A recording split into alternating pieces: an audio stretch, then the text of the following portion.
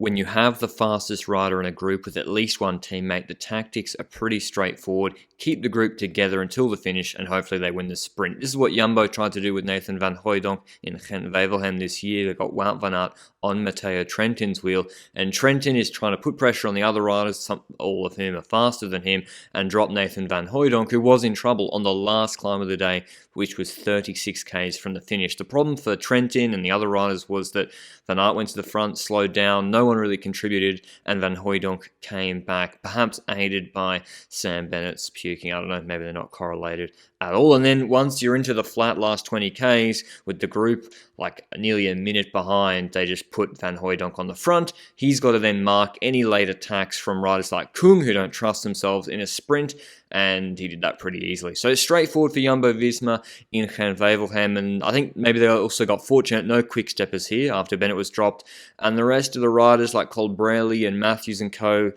they kind of want to sprint anyway, which is what we're going to see in the next clip as well in the Vuelta stage 19. But yeah, Wout did the business. Nizzolo was the biggest threat, but he positioned himself terribly at the back, got boxed in, had to stop his sprint. And this was the only real success for Jumbo in the Cobble Classics this year when it all went right. Next clip is Vuelta stage 19. Again, same sort of situation.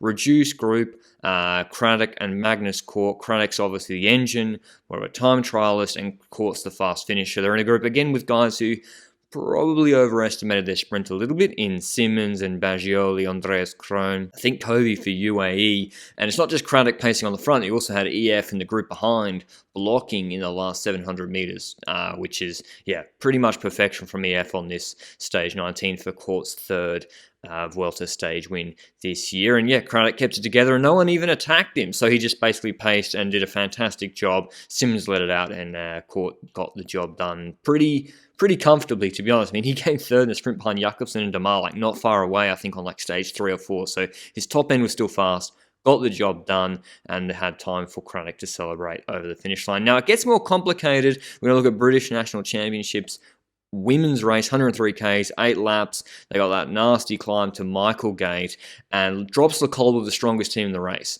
They had April Tacey, Danny Christmas, Anna Christian, and world hour record holder Joss Loudon, who you might be familiar with from some of the classics. And on the first lap up the Michael Gate climb, they launched it as cobble climb and split the group apart. The problem was they brought with them some other strong riders from Women's World Tour who you'll also be familiar with. So Anna Henderson on Jumbo-Visma, who you'll have seen in the classics doing a fantastic job for Marianne Vos this year, as well as Alice Barnes in the rain jacket on the left-hand side for Canyon SRAM, and probably the strongest, well definitely the strongest fly for Georgie for DSM just behind her as well. And this was with like 2.5 hours left in the race, and we had plenty of laps where we could see that fly for Georgie and was definitely the strongest on the climb. Henderson was pretty strong as well, and Georgie always went for the left-hand gutter as we looked at it up this climb. But she was the strongest on the climb, and she was putting, say, Tacey and Christmas under pressure, and they kept actually sometimes dropping a few riders as well. But the 3 strongest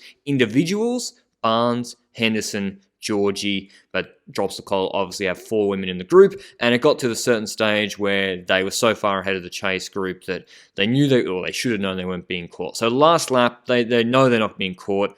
They start to roll attacks because they, unlike Van Aert in Gent-Wevelgem, unlike Cort in the Vuelta a Espana with Craddock, they don't have the fastest rider on the final climb. They got Loudon, who maybe they overestimate against Georgie on the final climb, but they know they need to roll attacks. So first, it's Anna Christian goes up the road, and now you see they're leaning on Pfeiffer Georgie for DSM to pace, and Alice Barnes. And the cohesion wasn't great straight away, and Anna Henderson, she wasn't of much of a mind to chase, which I kind of agree with, to be honest. She decided she could try and attack across rather than playing defense, and she's not really marked by any of the drops the Cole riders. She got marked by the other riders, but she's brought back, and this sort of effect of someone attacking get brought back from this group, and then it stalls again. You see Loudon's fourth wheel. She's the rider in the rain jacket still behind Alice Barnes, and Pfeiffer Georgie's looking behind, swinging across, looking at Alice Barnes on her wheel, being like, I'm not pacing the whole way. And then there's another attack, this time from the circuit champ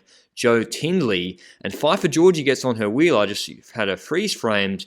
The problem here for Drops the Coal, and this is probably their biggest mistake in the last lap, was having no one immediately on Pfeiffer Georgie's wheel. There's three main threats in this group, as I said, Barnes, Henderson, and Pfeiffer Georgie, and they had no one planted on Pfeiffer Georgie's wheel. So when she does attack, they're then, oh, we have to bridge across here, and no one was able to snap across, and now they're having to pace behind, because what's gone from a good situation with Christian up the road is now gone a bit bad with two stronger riders probably bridging across to her and Tindley, and is Circuit, like, is that British for Criterium? I don't know, and Pfeiffer Georgie, and so now Drops are having to pace rather than attacking, and Pfeiffer Georgie's like, thank you very much, I'll stay in front rather than being attacked from that group behind, and she knows she's probably, well, definitely faster than Joe Tindley on that final climb where she can take a lot of time. So yeah, that's where Drops, maybe their only mistake in this last lap, and otherwise a pretty solid team performance, trying to roll probably stronger individuals before that final climb. And if it was a flat finish, I think Drops the Coal do have much more of a chance. But they bring back, or with the help of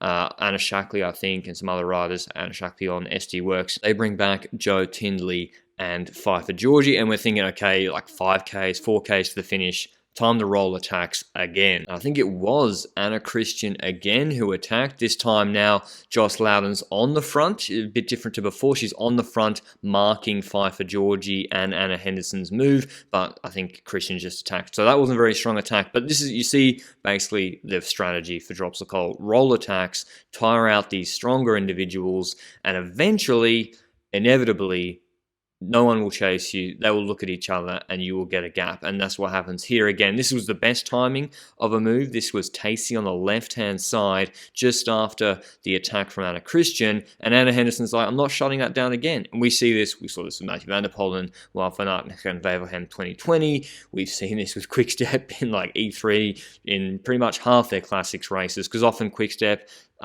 post-Boonen era, don't have the quickest man in, say, like a 8-man group. They want to whittle it down. The only time that doesn't work is, you know, if you got 3-on-1 against Stannard, well, you're fucked anyway. So Alice Barnes chasing down Tacey, and yeah, so Henderson's had to chase and move down. Pfeiffer Georgie had to chase and move down before, and then she went on the offense, which was good from her. And now Alice Barnes has just chased and moved down. And I feel like this is where Loudon could have attacked. Drops seemed to only want to attack with Christian, who goes again. Well, I don't know if she had like dropped her chain or something, because then she didn't attack straight out of the saddle again. But yeah, they didn't attack with Loudon. I don't think Danny Christmas was able to, and maybe Loudon, if she countered just off that moment, then that would have put a lot of pressure on the other riders. Maybe Pfeiffer Georgie and Henderson Barnes were like marking her mostly and wouldn't let her get away anyway. But then Pfeiffer Georgie has to do another effort here, marking Christmas, and it's only a matter of time before the elastic is going to snap. You can see, I think, Loudon on the left-hand side looking at Danny Christmas, seeing maybe to get her to attack. But it's Tacey from the middle in front of Shackley, in front of Alice Barnes, who attacks, and the elastic fully snaps here. She's going to eventually get a 15-second lead. The problem is, they just got quite close to the start of that final Michaelgate climb, and if this had been further out, maybe Pfeiffer Georgie wouldn't have been able to pace. I think Pfeiffer Georgie, the camera didn't show it afterwards, paced a fair bit in this group after, I think Drops the Coal doing a better job blocking on the front here with Loudon and Christmas, but eventually off camera, Pfeiffer Georgie, Shackley and co started to pace, and they brought that, or just at least maintain that gap at 15 seconds. But Danny Christmas did a fantastic job here. You see her job is marking Henderson. She's watching her, and Henderson's going to do exactly what she did before, I think, when there was the first Anna Christian attack, and trying to attack across that gap marked by Danny Christmas, which shuts it down. I think gives another couple of seconds back to Tacey up the road. And you got Loudon sort of half blocking on the front there in front of Shackley, and then Pfeiffer Georgie's having to do the work to close that. So fantastic work from Drops the Coal, trying to weaken those stronger riders in the group and also get a rider up the road with a significant advantage. They did a really good job of that. The only problem for them was Pfeiffer Georgie, she just was on one in the British National Championships. And then in Ronde van Drenthe the next week, the last Women's World Tour race of the season, as you see Shackley attacking over this little rise, Drops, I think Tindley and a few other riders. But yeah, Pfeiffer Georgie, you'll see more of her in the Classics next year. She did a great job for Vibers, as I said, on Ronde van Drenthe on the Vanberg, which is similar course to this one. So be keen to see her next year. A lot of similarities between this race and like Gent-Wevelgem being sort of cobbled, short, punchy climbs and absolutely miserable weather. But we saw Tacey get onto the climb first, and then all of a sudden the front on shot shows Josie Nelson on the right hand side. We see Tacey's actually been caught, and it's Loudon who's lost the wheel of Five for Georgie on the left-hand side, who pretty much destroys everyone on the last Michaelgate climb and gets a huge gap. I think like 7 seconds on Josh Loudon, but only 3 seconds on Josie Nelson. So I'll be keen to see how she goes if Cooper in some more classic style races next year, and a fantastic win for Five for Georgie. Jury's out, I think, on the National Champs kit. She got given by DSM